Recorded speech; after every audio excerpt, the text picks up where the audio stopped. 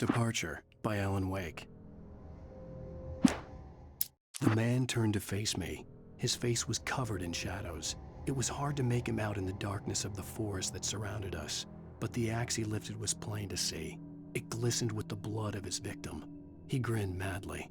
The shadows were alive, distorting his features. It was a scene from a nightmare, but I was awake. The Taken stood before me. It was impossible to focus on it, as if it stood in a blind spot caused by a brain tumor and eye disease. It was bleeding shadows like ink underwater, like a cloud of blood from a shark bite. I was terrified. I squeezed the flashlight like my life depended on it, willing it to stop coming any closer. Suddenly something gave, and the light seemed to shine brighter. For a long time, the dark presence had been weak, sleeping. Nothing but a half-forgotten nightmare or a shadowy flicker in the corner of an eye in the forest at night. Not real enough to properly exist, and yet too evocative to fade away completely. Now it was waking up. The rider like a fly caught in a spider's web, each jerk and kick vibrating the strands that led deep into its lair. It was aware of him now, and it could use him. All he'd need was a little incentive. I heard them before I saw them, swooping down from the sky and screeching as they came. I spun around just as the cloud was upon me. For an instant, I stared into 100 dead eyes, black pearls glittering in the darkness. I raised the flashlight and the swarm exploded like fireworks. Feathers burned, turned into ash. I couldn't hear my scream above theirs. At first, I kept finding the pages as if by accident. The book I couldn't remember was either a terrible and true prophecy or an act of creation that had rewritten the world. I began to hunt the pages feverishly, for they held the answer to the mystery. With it, I could save myself. With it, I could save Alice. I stepped into the gas station's garage. It was dark and quiet. The place was a mess. It looked like someone trashed the place or that there'd been some kind of fight. Light spilled into the room through an open door at the back, and I made my way toward it. Without any warning, I was blinded by a bright light. An old portable TV on the shelf had come alive by itself. Impossibly, I could see myself on the screen, talking like a madman.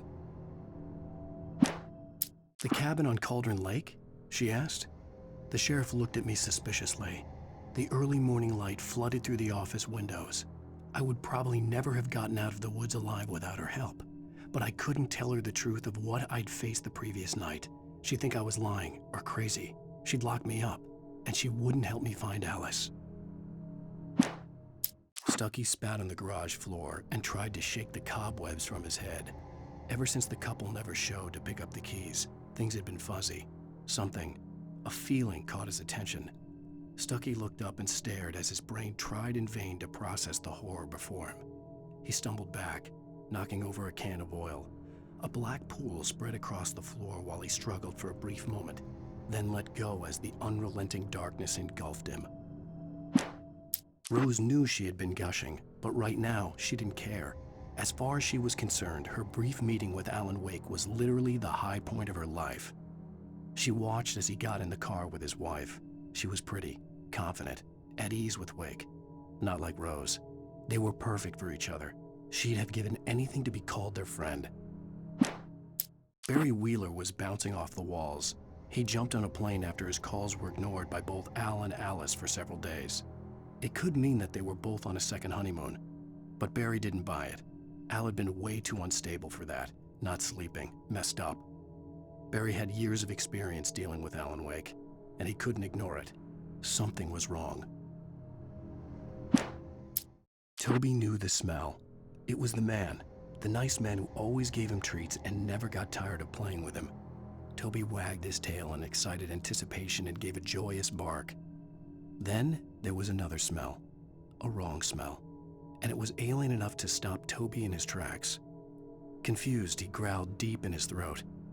The wrong smell came from the nice man. Blind animal terror pierced the dog's brain an instant before the axe followed suit. Barry took another sip of the heavenly coffee. He grinned at Rose. Surely this was love. Rose gushed on breathlessly. "The new one will be a masterpiece, I know it. You must tell him not to listen to the trolls in the forums saying Departure will never get finished. He should take his time and make it perfect. I can wait."